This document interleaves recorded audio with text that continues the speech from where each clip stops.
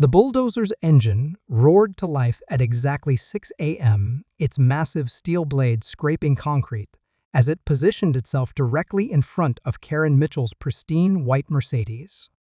I watched from my kitchen window as her face went from confusion to absolute horror when she realized what was happening. 27 HOA violation notices. 18 months of harassment. One final mistake that would cost her everything she thought she owned in Meadowbrook Estates. But I'm getting ahead of myself. Let me take you back to where this all started with a 1987 John Deere 4450 and the biggest miscalculation of Karen's life. I inherited my grandfather's ranch house 18 months ago, complete with 43 acres of rolling Texas hill country and a barn that housed his pride and joy, a restored 1987 John Deere 4450 tractor.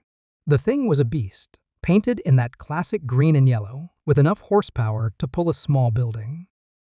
Grandpa had spent 15 years restoring every bolt, every gasket, every piece of hydraulic line to factory perfection. The house sat right on the edge, where the old ranch property met the newer Meadowbrook Estates development. When the developers came through in 2018, they'd tried to buy Grandpa's land for triple what it was worth. He'd laughed them right off his porch, telling them his family had worked this land for 3 generations, and no amount of money would make him sell to put up McMansions for city folk who wouldn't know a cow from a bull. What Grandpa didn't know, what none of us knew, was that the developers had drawn up the HOA boundaries to include a thin strip of his property. A surveying error that would come back to haunt everyone involved. I moved in during March, right as wildflower season painted the fields in brilliant blues and reds. The house needed work: new plumbing, electrical updates, fresh paint, but it had good bones and the kind of wraparound porch that begged for sweet tea and sunset watching.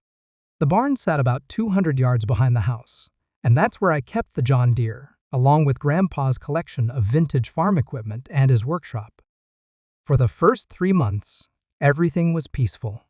I worked my remote job as a software engineer from the front room, took my coffee breaks on the porch, and spent evenings tinkering with the tractor or exploring the property. The closest neighbor was Mrs. Patterson, an elderly widow who lived in the last house before the HOA development began. She'd bring me tomatoes from her garden and tell me stories about my grandfather, how he'd helped her husband fix their roof after the tornado in '98, how he'd plow their driveway every winter without being asked. The trouble started in June. I was replacing spark plugs on the John Deere, my hands deep in the engine compartment, when I heard the clicking of high heels on gravel. I looked up to see a woman approaching, maybe 45 years old, with a kind of precision-cut blonde hair that screamed, "I want to speak to your manager," from a mile away. She wore white capri pants and a pink polo shirt, both obviously expensive, and clutched a leather portfolio like it contained the secrets of the universe. "Excuse me," she called out before she'd even reached the barn. "I'm Karen Mitchell, president of the Meadowbrook Estates Homeowners Association, and I need to speak with you about a serious violation." I wiped my hands on a rag and stepped back from the tractor. Violation? She opened her portfolio and pulled out a stack of papers. According to our records, this property falls within HOA boundaries, and agricultural equipment is strictly prohibited in residential areas. You have 72 hours to remove this machinery, or face fines starting at $500 per day. I stared at her, trying to process what I just heard. "Ma'am, this is ranch property. My family's owned this land since before your development was even a thought. That John Deere isn't going anywhere." Karen's eyes narrowed. "I don't think you understand the seriousness of this situation. HOA covenants are legally binding contracts. This rusty old tractor is bringing down property values for the entire neighborhood.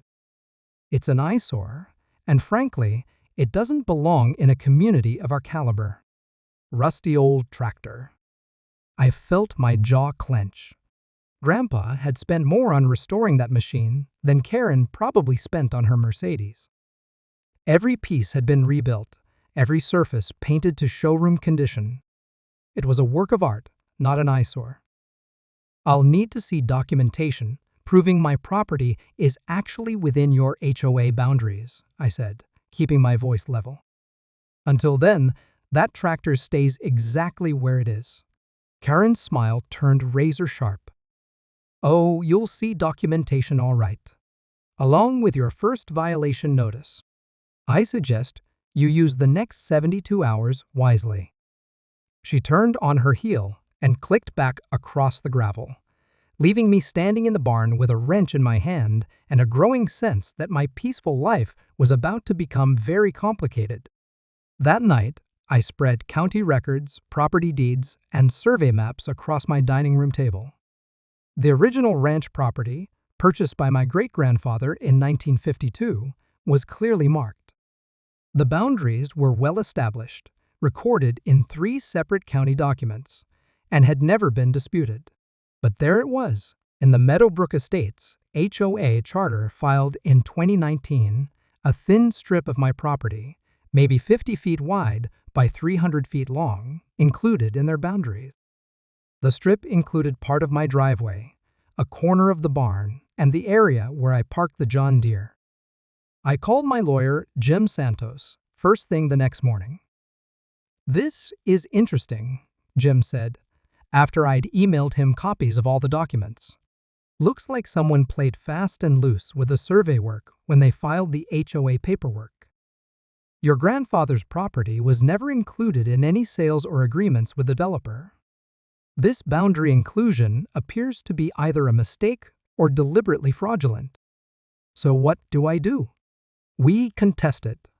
File a property dispute with the county, get a proper survey done, and challenge the HOA's authority over your land. It'll take time, though. Could be 6 months to a year before it's fully resolved. 6 months to a year." I looked out my window at the John Deere, sitting peacefully in the morning sun. Grandpa would have fought this tooth and nail. He'd never have let some HOA dictate what he could do on his own land.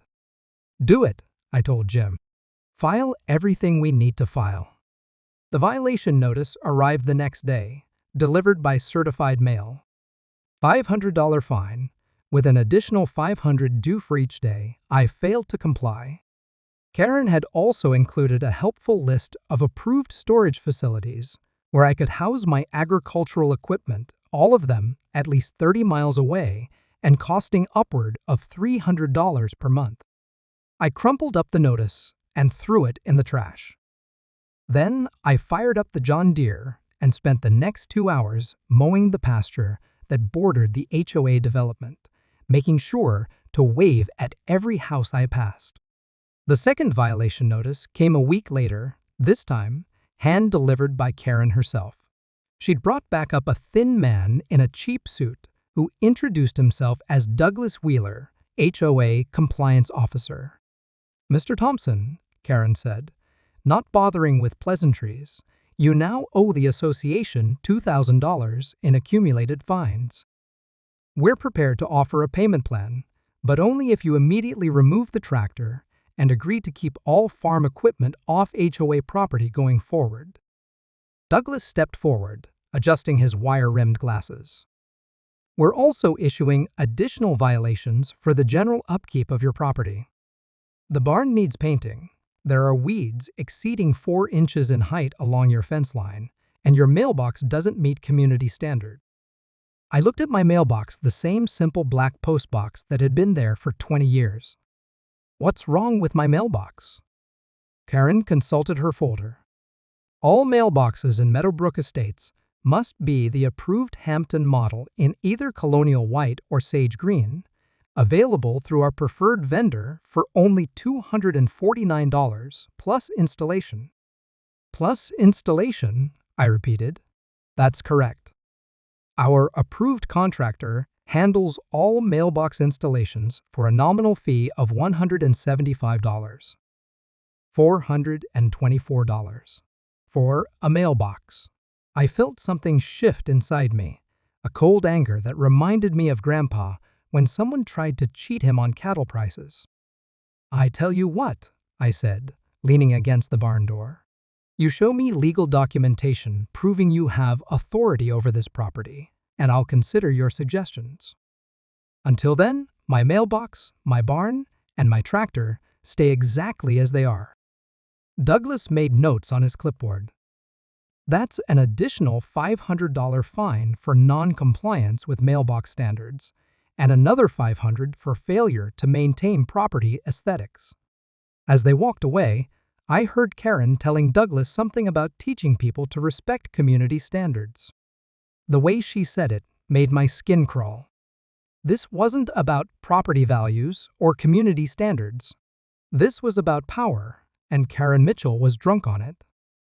That evening, I called Mrs. Patterson to ask if she'd had any trouble with the HOA. "Oh, honey," she sighed. "They've been after me for months. My roses are apparently the wrong color, too bright, they say. Makes the neighborhood look unprofessional. They want me to replace them with some approved shrubs that cost $800 each." $800? For shrubs? What are you going to do? Same thing your grandfather would have done. Tell them to go pound sand. But I'm 78 years old, dear. I don't know how much fight I have left in me. I hung up the phone, feeling angrier than before. It was one thing to harass me, but going after Mrs. Patterson? A woman who'd lived in this area longer than most of the HOA board had been alive? Karen Mitchell was about to learn she'd picked the wrong fight. 2 weeks later, I was using the John Deere to move some hay bales from the back pasture to the barn. The tractor was fully on my property, nowhere near the disputed boundary line, when I saw Karen's Mercedes speed into Mrs. Patterson's driveway. She climbed out, phone already pressed to her ear. "Yes, I need to report a noise violation," I could hear her saying as I guided the tractor past Mrs. Patterson's fence. "Excessive machinery noise in a residential area. It's completely disrupting the peaceful enjoyment of our community." Mrs. Patterson came out of her house, hands covered in flour from what smelled like fresh bread baking. "Karen, what's all the commotion?" "That man," Karen pointed at me, "is operating heavy machinery in violation of community noise ordinances. Tractors are supposed to be restricted to commercial agricultural zones only." I shut off the John Deere and climbed down. "Karen, I hate to break it to you, but this is a working ranch. Has been for 70 years. Moving hay is what tractors are for. Not in residential neighborhoods, they're not." Karen's voice had risen to what I was starting to recognize as her signature screech. "I've already called the county sheriff to report you for operating farm equipment without proper permits." Mrs. Patterson stepped between us. "Now hold on just a minute. This boy's family has been working this land since before you were born. His grandfather helped build half the roads in this county with equipment twice as loud as that little tractor." "Mrs. Patterson, please don't involve yourself in matters that don't concern you," Karen said, her voice dripping with condescension. "This is an HOA enforcement issue. Everything that happens to my neighbors concerns me," Mrs. Patterson replied firmly. "And that includes protecting them from bullies who think they can intimidate people with fancy paperwork and made-up rules." Karen's face flushed red. "Made-up rules? These are legally binding covenants designed to protect all of our property investments. Maybe if you'd bothered to maintain your property to community standards instead of letting it become an overgrown mess, you'd understand the importance of it." "That's enough." The words came out harder than I'd intended. Both women turned to look at me. "Karen, you have exactly 10 seconds to get back in your car and drive away before I call the sheriff myself and report you for harassment." Karen sputtered something about legal action and community standards, but she retreated to her Mercedes. As she reversed out of Mrs. Patterson's driveway, she rolled down her window. "This isn't over," she called out. "I'm filing a formal complaint with the county about your illegal agricultural activities. And Mrs. Patterson, your roses still need to be replaced. You have 30 days." The next morning, I found sugar in the John Deere's fuel tank. Finding sugar in my tractor's fuel system was like finding a rattlesnake in my coffee cup. It woke me right up to just how far Karen was willing to go. Sugar doesn't actually destroy engines like people think, but it does require a complete fuel system flush and can cause some expensive damage if you're not careful. I documented everything with photos, collected fuel samples, and called both Jim Santos and the county sheriff. Deputy Martinez came out to take a report, shaking his head as he examined the tank. "This is criminal vandalism," he told me. "Probably felony level given the value of the equipment." "You got any idea who might have done this?" I told him about the escalating HOA situation, but Martinez just sighed. "HOA disputes are civil matters. Without direct evidence connecting Mrs. Mitchell to the vandalism, all I can do is file a report and increase patrols in the area. The fuel system flush cost me $800 and 3 days without my tractor. But Karen's real mistake wasn't the sugar, it was what she did while I was dealing with the repair. She filed a formal complaint with the county, alleging that I was operating a commercial trucking operation without proper zoning permits. According to her complaint, the John Deere constituted heavy commercial equipment, and my use of it for hauling operations violated residential zoning restrictions. The county zoning inspector, a tired-looking man named Frank Kowalski, came out on Thursday morning with a clipboard and a measuring tape. I met him at the property line, expecting another round of bureaucratic nonsense. "Mr. Thompson," Frank said, consulting his paperwork, "I've got a complaint here about commercial trucking operations. Mind if I take a look around?" I walked him through the property, showing him the barn, the tractor, the hay operation I was running. Frank asked good questions: how many acres I was working, whether I was selling hay commercially, what other equipment I operated. He measured distances, took notes, and photographed everything. "You know," he said as we finished the tour, "this complaint mentions your property is part of the Meadowbrook Estates HOA. That's what they claim. My lawyer's disputing it." Frank pulled out a different set of papers. "That's interesting, because I've got the original development plans here, and your property definitely isn't included in the HOA boundaries. Looks like someone filed amended paperwork in 2019 that illegally claimed jurisdiction over land they didn't own." My heart started beating faster. What does that mean? It means Mrs. Mitchell has been operating under false authority for over a year. HOA covenants can't be retroactively applied to existing properties without owner consent and proper legal procedures. What she's been doing is essentially extortion. Frank finished his inspection and headed back to his truck. "Oh, and Mr. Thompson? That tractor of yours is perfectly legal for this property. You're zoned agricultural residential, which means you can operate farm equipment, keep livestock, and even run a small commercial agriculture business if you want. I'll be sending Mrs. Mitchell a copy of my report, along with a cease and desist order regarding her complaints." As Frank drove away, I felt a surge of vindication. But the feeling was short-lived. Karen Mitchell had been operating illegally for over a year, harassing property owners with fake authority and collecting thousands in bogus fines. She wasn't going to go quietly. I just didn't realize how big a mistake she was about to make. That evening, I called Grandpa's brother Walter to tell him about the HOA situation. Uncle Walter had moved to Arizona 15 years ago, but he still kept in touch with folks around the county. I figured he might have some advice about dealing with Karen and her fake authority. "Tommy," Walter said after I'd finished explaining the situation, "you said this woman's name was Karen Mitchell?" "That's right. Why?" "Blonde hair, drives a white Mercedes, married to some banker type?" "Yeah, that sounds about right. You know her?" Walter chuckled, a sound that reminded me of Grandpa when he was about to drop some devastating piece of information. Boy, I don't just know her. I know exactly who she is.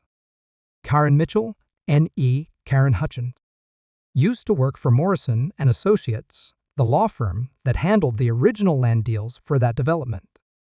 My blood went cold. She worked for the lawyers? More than that, she was the paralegal who handled all the property research and filing. Left the firm right around the time the development was approved. Started her own property management consulting business. The pieces clicked into place. Karen hadn't just filed fake HOA paperwork, she'd used her inside knowledge from the law firm to deliberately target properties she knew were vulnerable. She'd probably done this before. Walter, I need you to think carefully. When you say she handled the property research, what exactly does that mean? Every piece of land in that development had to be researched for liens, easements, survey disputes, anything that might affect the sale. Karen would have had access to all the county records, all the survey maps, all the historical ownership data. She'd know exactly which properties had unclear boundaries or elderly owners who might not fight back. Jesus! Tommy, there's something else. After she left Morrison and Associates, there were some irregularities discovered in their filing system. Property documents that had been altered, survey maps that didn't match county records. The firm had to spend a fortune fixing problems in at least a dozen property deals. They never could prove who was responsible, but Walter didn't need to finish. I knew exactly who was responsible. Uncle Walter, what would happen if someone could prove she'd been filing false HOA documents? Well, given that she collected money under false pretenses, used legal knowledge gained through her employment to defraud property owners, and filed false documents with the county, I'd say she'd be looking at multiple felony charges. Fraud, extortion, maybe RICO violations if she's been doing this systematically. And if someone could prove she'd vandalized property to intimidate victims? Walter's voice got serious. Tommy, you be careful. If this woman is as dirty as I think she is, she's not going to go down without a fight. Make sure you document everything and don't do anything that could be seen as retaliation. Let the law handle this. I hung up feeling like I'd been handed the keys to Karen's downfall. But Walter was right. I needed to be smart about this. One wrong move and Karen could turn the tables, claim I was harassing her. What I needed was undeniable proof of what she'd been doing. And I was pretty sure I knew how to get it. The next morning, I drove into town to visit Jim Santos with Uncle Walter's information. Jim listened carefully, made notes, and then leaned back in his chair with the expression of a lawyer who just realized his case had gotten a lot more interesting. If what your uncle says is true, we're not just looking at a property boundary dispute anymore. We're looking at systematic fraud. The question is how to prove it without tipping her off that we're onto her scheme. I might have an idea about that, I told him. What if we gave her exactly what she wants? Jim raised an eyebrow. Karen's been trying to establish authority over my property for months. What if I suddenly caved? Agreed to pay all her fines, remove the tractor, follow all her rules, but insisted on doing everything through official HOA channels with proper documentation? You want to make her put her fraud in writing? Exactly. If she's been operating under false authority, she'll have to either admit it or dig herself deeper by producing more fraudulent documents. Either way, we get the proof we need. Jim smiled. I like it, but we need to be careful. If she realizes what we're doing, she could destroy evidence or claim duress. We need to make this look completely legitimate from her perspective. We spent the next hour planning what Jim called controlled capitulation. I would contact Karen, claim I was tired of fighting and wanted to resolve the issue, and request a formal settlement meeting with complete HOA documentation. We'd record everything, document every claim she made, and let her either admit she had no authority or commit to additional fraud. "There's one more thing," Jim said as I was leaving. "If your uncle is right about her targeting vulnerable property owners, there might be other victims. People who've been paying bogus fines for months or years. This could be bigger than just your property." That afternoon, I called Karen Mitchell. "Karen, this is Tommy Thompson. I've been thinking about our situation, and I'd like to discuss a resolution." There was a pause. "I'm listening. I'm tired of fighting. The legal costs are adding up, and honestly, I just want to focus on fixing up my grandfather's house. What would it take to settle this whole thing?" Karen's voice immediately became more pleasant. "Well, Tommy, I'm so glad you're being reasonable about this. Let me pull up your account. You currently owe $4,500 in accumulated fines, plus interest and administrative fees. That brings your total to $5,200. $5,200 for parking a tractor on my own property. That's quite a bit," I managed to say. "I understand it might seem overwhelming, but I'm authorized to offer you a settlement. Pay $3,000 immediately, remove the tractor and agricultural equipment, and agree to maintain your property according to community standards going forward. We'll consider the matter resolved. I'd need to see all the official HOA documentation before I could agree to anything. Covenants, bylaws, proof of jurisdiction over my property, that sort of thing. My insurance company is requiring it for liability purposes." Another pause. "Of course, I can have Douglas put together a complete documentation package. Would Friday work for a settlement meeting? My office at 10 a.m.? Perfect. I'll bring my checkbook." After I hung up, I sat on Grandpa's porch and looked out at the John Deere, still sitting exactly where it belonged. In 48 hours, Karen Mitchell would either admit she'd been running a fraud or commit to even more serious crimes. Either way, she was about to make the biggest mistake of her life. But first, she had one more surprise coming, one that would reveal just how little she actually knew about the family whose land she'd been trying to steal. While I was preparing for Friday's meeting with Karen, I spent Thursday afternoon going through Grandpa's papers in his old roll-top desk. I was looking for any additional property documents that might strengthen our legal case, but what I found was something much more interesting. A letter from the John Deere corporate office, dated 3 months before Grandpa died. "Dear Mr. Thompson, on behalf of everyone at Deere & Company, I want to personally thank you for 43 years of dedicated service to our organization. Your contributions to agricultural equipment design and manufacturing have been invaluable, and your commitment to quality and innovation embodies the best traditions of our company. As discussed in our previous correspondence, your retirement benefits and stock options are fully vested. The annual shareholder dividend checks will continue to be deposited to your account as usual. We hope you're enjoying your well-deserved retirement on the ranch, and we look forward to seeing you at the annual company reunion in Moline. Sincerely, Robert Martinez, Vice President, Corporate Relations, Deere & Company." I stared at the letter, reading it 3 times before the full implications hit me. Grandpa hadn't just worked for John Deere, he'd been high enough in the company to have stock options and annual reunions. The man who'd taught me to change oil and replace spark plugs had helped design some of the equipment I'd been working on. I kept digging through the desk and found more pieces of the puzzle. Insurance documents listing Grandpa as a senior design engineer. Tax forms showing significant dividend income from Deere & Company stock. A framed photo I'd never really looked at closely showing Grandpa in a suit and tie, shaking hands with someone in front of a John Deere factory. But the most interesting document was in a sealed envelope marked for Tommy "Open only if you need help." Inside was a single business card and a handwritten note. "Tommy, if you're reading this, Something's gone wrong and you need help. I can't give you any more. Call the number on this card and tell them you're Frank Thompson's grandson.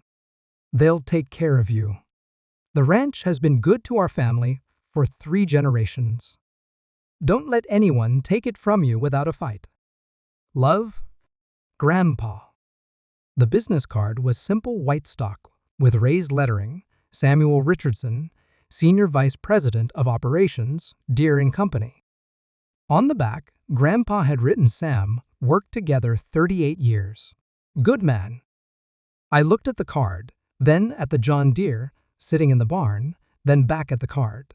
Karen Mitchell thought she was dealing with some random guy who'd inherited an old tractor and didn't know how to fight back.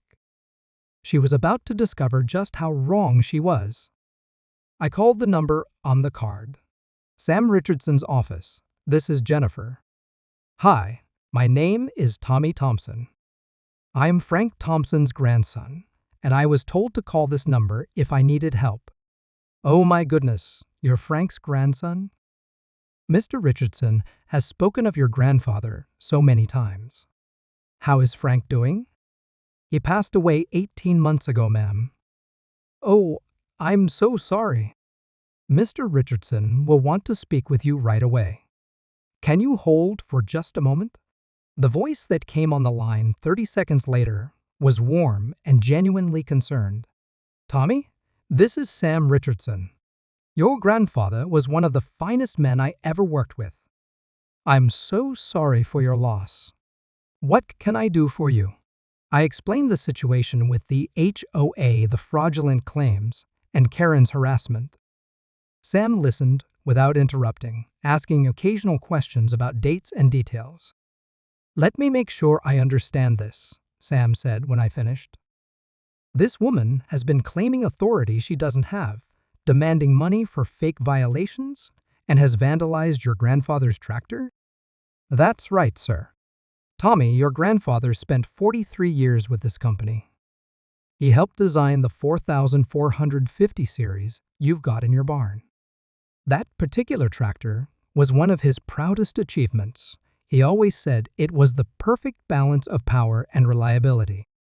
The fact that someone would vandalize it. Sam's voice hardened. Well, let's just say that makes this personal. I'm not sure what you mean, sir. Tommy Deere & Company takes care of its family. Always has, always will. Your grandfather earned stock options and retirement benefits that make you a significant shareholder in this company.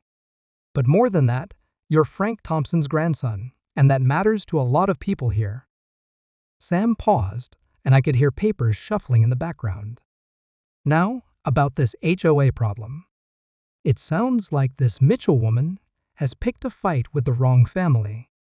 How would you feel about having some help dealing with her? What kind of help? The kind that comes with unlimited legal resources and a very strong interest in protecting our shareholders from fraud and extortion. I'm going to put you in touch with our corporate legal team. They specialize in cases just like this. As I hung up the phone, I felt something shift inside me. For months, I'd been feeling like David facing Goliath, one man with a tractor against an entire HOA system. But Grandpa had left me more than just land and equipment. He left me connections to people who had the power to fight back. Karen Mitchell thought she was about to collect $3,000 from some country boy who'd finally given up. She was about to meet the full legal weight of a Fortune 500 company that didn't appreciate people messing with the Thompson family.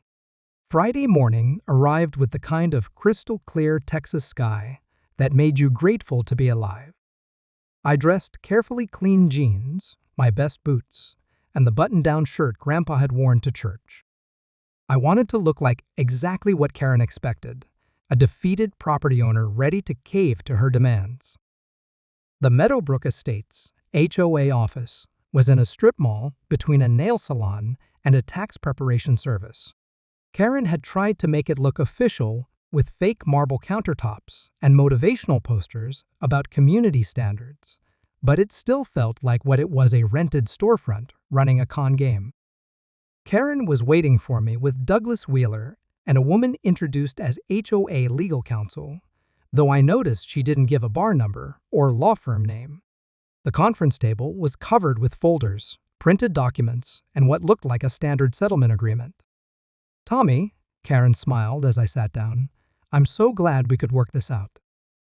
I know the past few months have been difficult, but I think you'll find our settlement terms very reasonable." She slid a folder across the table. "This contains all the documentation you requested: HOA covenants, property boundaries, violation history, and the settlement agreement. As discussed, we're willing to accept $3,000 to resolve all outstanding issues." I opened the folder and started reading, making sure to look impressed by the thickness of the documentation. The first document was titled Meadowbrook Estates Property Covenants, dated 2018. It looked official enough, with legal language and proper formatting. But as I read more carefully, I started noticing problems. The property descriptions didn't match county records. The signatures on several documents were photocopies rather than originals. Most telling, the amended boundary survey that supposedly included my property was dated 3 months after the HOA was established and signed by a surveyor whose license had been revoked in 2017. "This is quite comprehensive," I said, continuing to flip through pages. "Though I noticed some of these documents reference properties that weren't part of the original development." "That's correct," Karen said smoothly. "As the community has grown, we've expanded our boundaries to include adjacent properties that benefit from our services and maintenance standards."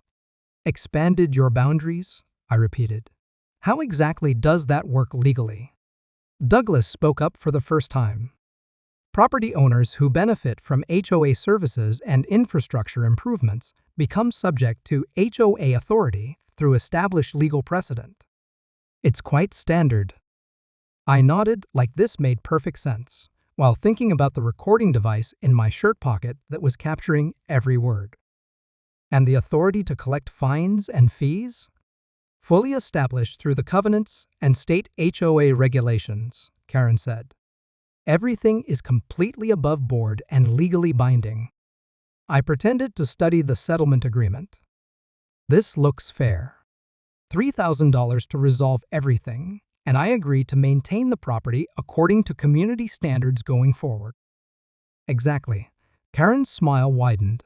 "We'll need cash or certified check today, and you'll have 30 days to remove the tractor and make the required property improvements." "About the tractor," I said, as if the thought had just occurred to me. "I've been wondering, how did you know it violated community standards?" "I mean, it's kept in the barn, only used for legitimate ranch work." Karen's expression shifted slightly. "Tractors are commercial agricultural equipment. They don't belong in residential neighborhoods, period. It's really quite simple. But how did you know I had one?" "I don't think it's visible from the road." Douglas and Karen exchanged a look. "We conduct regular compliance inspections of all properties within our jurisdiction," Douglas said. "It's part of our community service." Regular inspections. I let that hang in the air for a moment. "Of private property." "Of HOA managed property," Karen corrected sharply. "Property subject to community covenants and standards." I nodded and pulled out my checkbook. "Well, I appreciate you working with me on this. $3,000, you said?" Karen visibly relaxed. "That's correct. Make it payable to Meadowbrook Estates, HOA." As I wrote out the check, I asked one more casual question. "By the way, I'm curious about something. My grandfather's neighbor, Mrs. Patterson, mentioned she's been having some issues with rose colors. That seems like an unusual thing to regulate." Karen's professional mask slipped for just a second. "Mrs. Patterson has been resistant to following community guidelines. Some people have difficulty understanding that individual preferences must be subordinated to community aesthetics." "Community aesthetics," I repeated, signing the check. "That makes sense." I tore out the check and handed it across the table. Karen accepted it with the satisfied expression of someone who thought she'd just won the lottery. What she didn't know was that the check was drawn on an account I'd closed the day before. By the time she tried to deposit it, the bank would alert her to the closure, and she'd call me demanding an explanation. And when she called, I'd be ready with some surprises of my own. Karen called me at 2:47 p.m. on Monday, exactly as I'd expected. "Tommy, there seems to be a problem with your check. The bank says the account is closed." "Oh no," I said, injecting just the right amount of concern into my voice. "That's terrible. Let me call them right away and see what happened. This is completely unacceptable. We had an agreement." I know. Look, why don't you come out to the ranch tomorrow morning and we'll sort this out in person? I'll have cash ready, and maybe we can discuss the Mrs. Patterson situation too." "I've been thinking,"